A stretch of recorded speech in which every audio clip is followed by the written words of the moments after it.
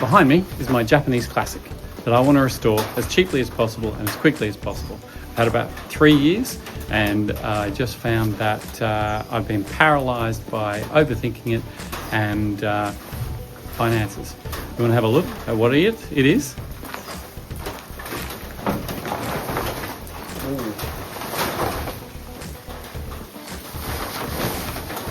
Just a quick buff and denib,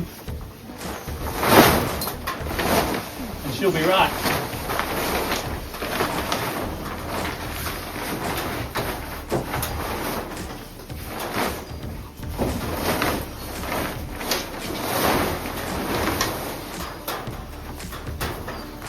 This is a 1970 Mazda 1500, styled by Bertoni. I think the body shape was meant to go to Alfa, and for some reason or another Alfa rejected it, and Mazda bought the body shape.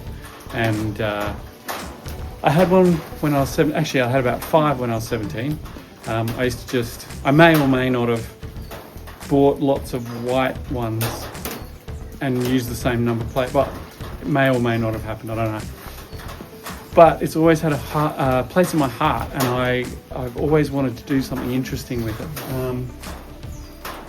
So come along on the journey with me if you want. Thanks. My name's Dan, and this is my project.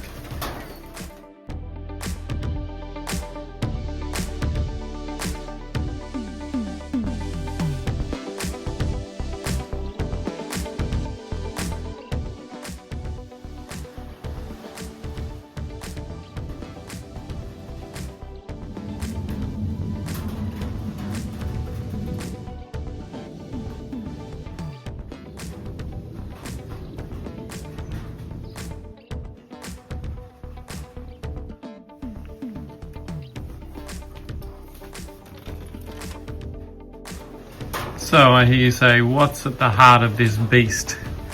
Well, nothing. So we've got to start from scratch, essentially, with the motor and the gearbox. So we've got no gearbox, no motor. That was scrapped. It was just that the body was in so good condition. Dashboard was pulled out, but seems to be all right.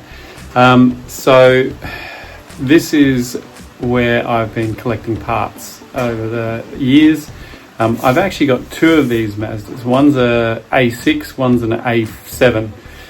2 exactly the same body shapes, but multiple differences in little things like the gas filler cap, the way the dashboards fit to the car. Lots of little things that have just been changed, and it's the same in modern cars now. You know, you've got a Nissan Navara, you've got a tyre build and a Spanish build the same year, and they're totally different. You buy an ashtray or something like that from a Thai build to fit into a Spain build, doesn't fit. I can't understand why. But anyway, look, so I have been collecting parts, and I have them, hold on, I'll see if I can.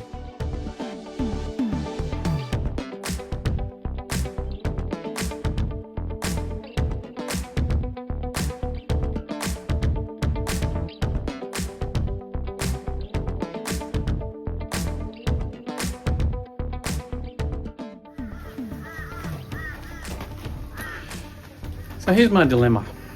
My brain doesn't cope with projects in a normal way, I guess. I over-engineer, I overthink, and then things become too big to even start because I've got to work out the best possible way to do it so it's absolutely brilliant. This is an exercise for me of going, just get it done, just get something done. And I think that's sort of a different lesson, is to get something up and working and then fix it. That initial stage of starting is a problem that we all have, and we all want to get, or a lot of people want to get it sort of perfect before they start. We can fix it on the way. So this is one of those projects. The idea is to do panel at a time, and be able to prep that panel and paint that panel, and then place the panel, or work around that sort of process. That way my head gets around it. So I could paint the whole roof, and then I can paint the whole rear, and then I can paint the doors, take the doors off, paint the doors, and then the front apron, bonnet, engine bay can all be done bit by bit, and I can see progress.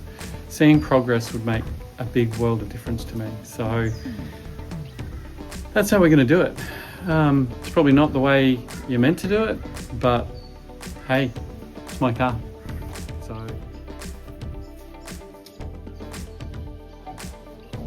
this is the 1800 bonnet. I had to find one of those. That was hard.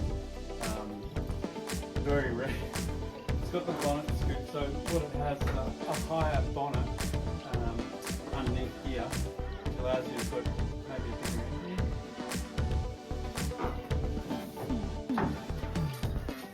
Put this over here. This is an old 1500 bonnet just there with which has got no scoop on it. Take these panels off. Probably going to leave these off for a while. Just put them onto some stands.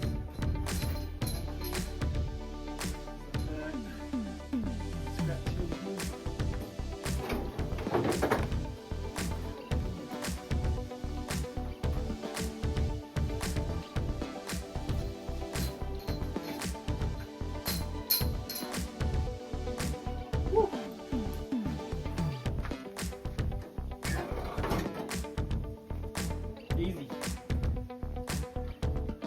Put that inside. Okay. That's all ready to scratch up and paint. What I think I might do, I was looking at it, you got all these little plastic bits, I'm keeping all those on to see if I can find replacements. I'm sure I won't be able to get the actual correct ones, being a 1960s car. But I think what I'm going to do is paint with like an underbody protectant, the front area, so it's all nice and black, and into here, right to the chassis, probably do the chassis rails,